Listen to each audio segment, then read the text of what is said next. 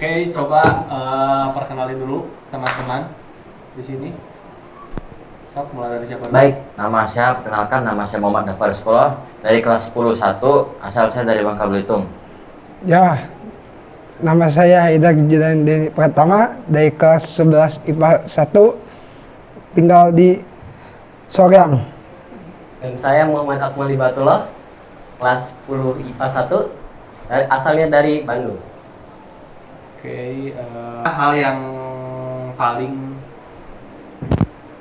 tidak mengenakan ketika kalian berada di pesantren, entah itu di sekolah atau di asrama atau dengan teman atau dengan para asatidz, apalah, kita ceritakan aja di sini gitu. Kalau saya Coba dari Haidar dulu. Kalau saya yang tidak mengenakan adalah pas ujian tahfiz, Kenapa tuh? karena membuat saya benang kepalanya, pusing banget.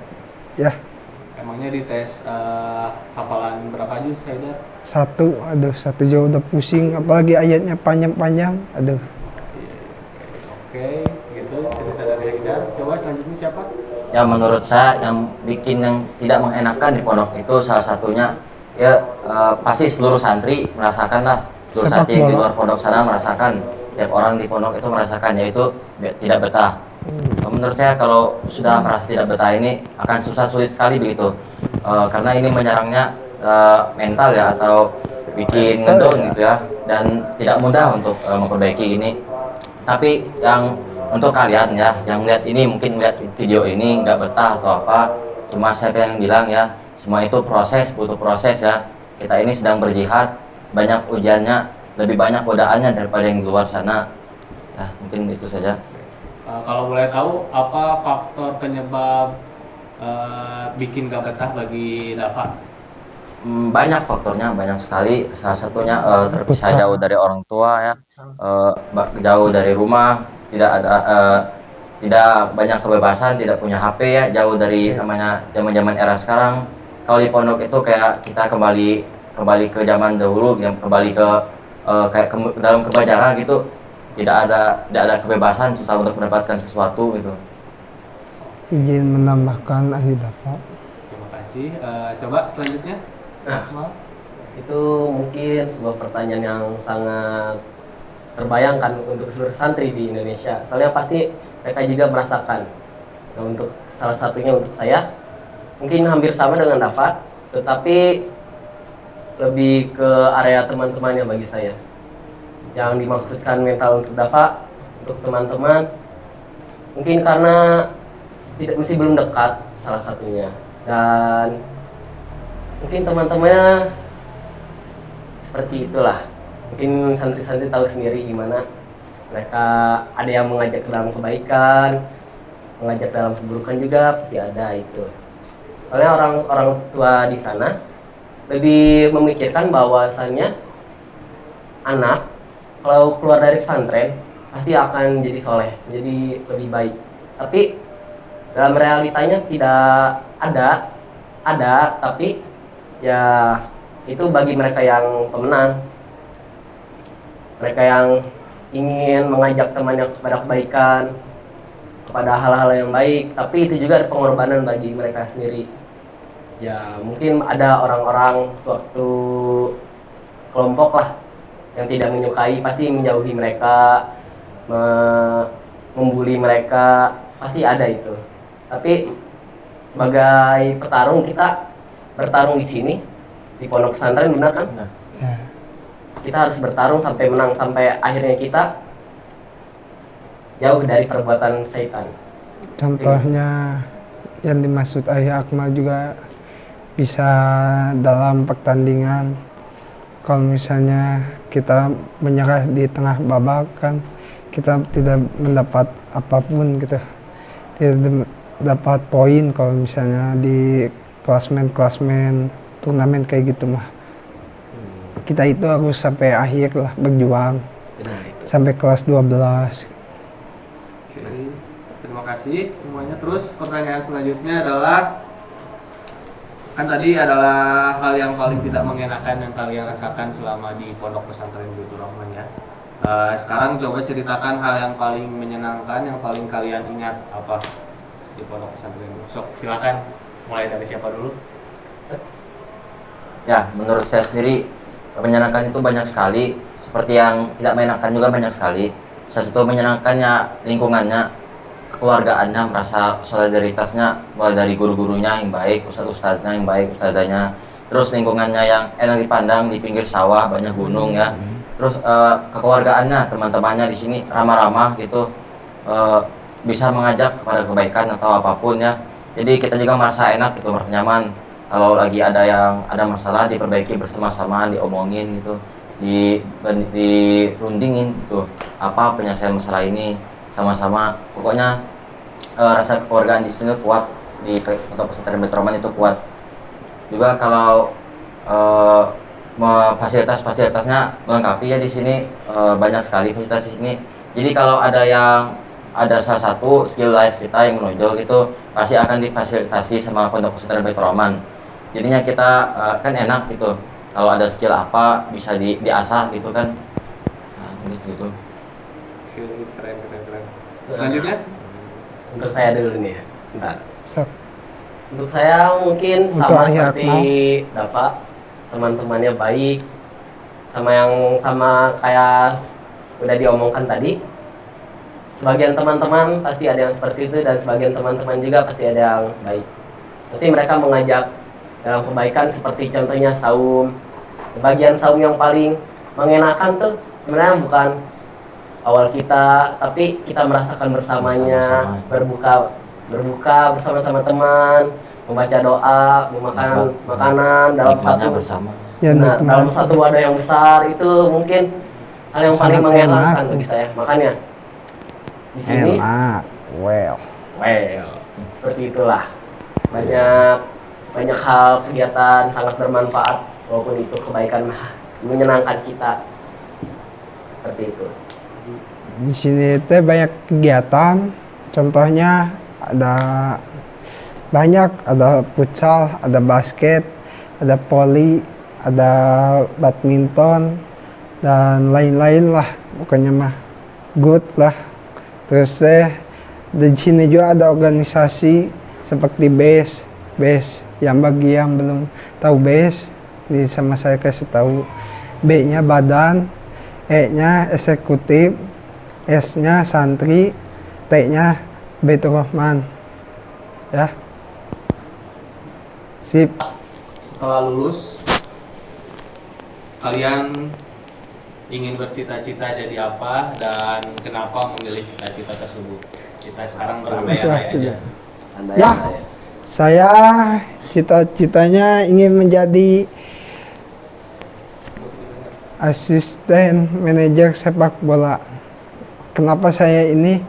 Karena saya melihat menjadi asisten manajer sepak bola itu bagus dan saya juga suka dalam bidang itu, olahraga. Siapa asisten manajer sepak bola yang kamu idolakan? Seperti macam dulu Pep gue idola. Pep Guardiola. Ya, gue idola. Ya. Oke, selanjutnya next. Siapa yang akan menjawab? Mungkin terlebih saya dulu. Mungkin Untuk kalau akhir saya Bapak. mungkin kalau saya bercita-cita menjadi dokter terlebih dahulu, seperti yang saya inginkan seperti waktu kecil, Ya. ingin menjadi dokter. Tetapi setelah saya menjadi dokter, saya tidak akan terus menjadi dokter selamanya. Saya ingin mempunyai gitu bawahan karyawan. Jadi cita-cita selanjutnya saya yaitu ingin mempunyai rumah sakit, melanjutkan membuat usaha lagi, membantu orang-orang yang kesakitan, kesusahan, dan mungkin melanjutkan usaha Bapak yang sedang membuat baju seperti itu. Ya, untuk Bapak. Kenapa tadi Akmal ingin jadi dokter dan ingin punya rumah sakit? Nah, Berangkat dari mana tuh alasannya? berawal saya ingin menjadi dokter itu berawal dari saya kelas 7 selama di BR Baitur Rahman. Saya mengikuti namanya apa itu, PMR. Saya merasa di situ ya, saya merasa happy, merasa senang di sana, bisa membantu orang-orang yang sedang sakit, membantu teman-teman di asrama. Di saat saya bertemu dengan orang tua, dan di saat itu juga saya juga ditanyakan cita-cita oleh orang tua. Orang tua merekomendasikan kepada saya untuk hal-hal yang saya segani, yang saya senangi. Nah, pada saat waktu itu mungkin saya terlalu masih senang kepada KKR, PMR, seperti itu. Siapa dokter yang kamu idolakan? Aduh, dokter. Kalau masih di sini saya jangan terlalu jauh-jauh. Mungkin saya masih belum bisa seperti guru-guru dokter di sini. Contohnya Dokter Fahmi yang sering mengobati santri di sekitar BR. Itu sangat mengenang dari kelas 7 saya. Dokter Fahmi, saya sakit, Dokter Fahmi, atau enggak orang lain sakit, saya bawakan kepada Dokter Fahmi lagi. Itu yang saya sanjungi. Jangan terlalu jauh-jauh. Oke, nah. Next. Ya, mungkin buat saya ada beberapa plan A, plan B, dan plan C. Pensi ya, karena hidup itu tidak selalu lurus. Kalau plan A gagal, kita beralih ke plan B. Kalau plan B gagal, kita beralih ke plan C. Tepat sekali. Ya, Kalau plan C gagal gimana? kalau plan C gagal, kita kembali kepada Allah. Oh, Ya, jadi di plan A ini saya akan sudah lurus gitu, insya Allah akan terjun ke dunia politik gitu ya. Karena bisa dilihat dunia politik sekarang ini tidak gimana ya, kacau balau sedang. Jadi kalau dunia politik zaman dulu itu ini pisau, ini di ujungnya itu tajam, sekarang mah ketumpul, kebalik gitu. Bisa dilihat ketidakadilan di mana-mana, korupsi di mana-mana, kayak dibiarkan sekali gitu. Di balik mereka itu pasti ada dalang gitu, ada dalang tersembunyi gitu. Nah, makanya dari itu politik ini hitam putih ya. Kalau saya terjun ke dunia politik, insya Allah dengan sudah dibekali dari Pondok Pesantren Baitur Rahman ini sudah 3 tahun, dan sebelumnya juga saya mondok juga 3 tahun, insya Allah dengan bekal ilmu agama saya tidak akan tindakan yang di luar agama, melanggar norma agama gitu ya, seperti korupsi dan lain-lain ya, insya Allah tidak. Dengan masuknya saya ke dunia politik juga ada beberapa faktor juga, karena bapak saya kan masuk ke dunia politik, terjun ke dunia politik, tapi begitu karena dunia politik sekarang bapak itu juga berhenti, terus sudah terlalu banyak musang-musangnya di situ, sudah terlalu banyak orang-orang yang tidak bertanggung jawab lagi, oknum-oknumnya itu sudah terlalu banyak di dunia politik. Ya, gitu. Siapa tokoh politik yang kamu idolakan? Tokoh politik yang saya idolakan sebenarnya banyak bisa disebut, tapi agaknya kayak sensitif konten ya kalau disebut satu-satu. Jadi ya kita sebut saja mereka orang-orang yang mengadili rakyat itu, mendengarkan suara rakyat, aspirasi rakyat disampaikan oleh mereka. Yang lain misalnya sedang rapat, yang lainnya pada tidur bermain-main. Nah, mereka sibuk menegakkan keadilan, suara-suara rakyat disampaikan gitu, tidak takut pada ancaman-ancaman para petinggi mereka yang macam-macam gitu. Siapa tuh kalau boleh tahu? Salah satunya dari anggota yang saya kenal ya, ini yang dekat, tidak jauh dari saya, anggota DPD RI Bangka Belitung, yaitu Ustadz siapa ya? Aduh, saya lupa namanya. Pokoknya anggota DPD RI Bangka Belitung dari partai PPP. Oke. Mantap. Pertanyaan selanjutnya adalah apa hal yang paling ingin kalian berikan untuk orang tua kalian? Dari siapa dulu? Kebahagiaan. Hal yang ingin saya berikan kepada orang tua saya banyak sebenarnya. Dari kecil kita selalu diasuh dengan mereka.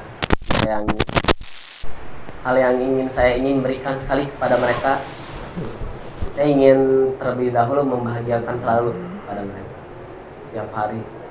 Tidak ingin membebani mereka kayak saya manja di rumah. Saya tidak ingin seperti itu. Sebab itulah saya terjun ke Baitur Rahman untuk belajar akhlak di sini, belajar kitab-kitab banyak, Riyadhus Shalihin seperti itu. Dan saya mendapatkan ilmu baru bahwasanya orang tua itu sebenarnya selalu bahagia kepada kita, tapi orang tua tidak ingin apapun dari kita. Jadi maka dari itu saya ingin memberikan apapun yang mereka minta, walaupun sebenarnya mereka tidak minta, tapi saya tahu pasti apa, yaitu surga kepada mereka, sebuah tempat di mana mereka akan tenang, di mana tempat mereka akan bersenang-senang bersama kita, bersama yang lainnya. Oke, keren. Lanjut, siapa yang mau jawab? Untuk saya sendiri yang ingin saya berikan kepada orang tua saya adalah kebahagiaan. Kenapa ingin memberikan kebahagiaan? Karena kalau misalnya membuat keburukan itu teh bisa menjadi dosa juga. Kalau misalnya kebahagiaan bisa mendapat pahala juga.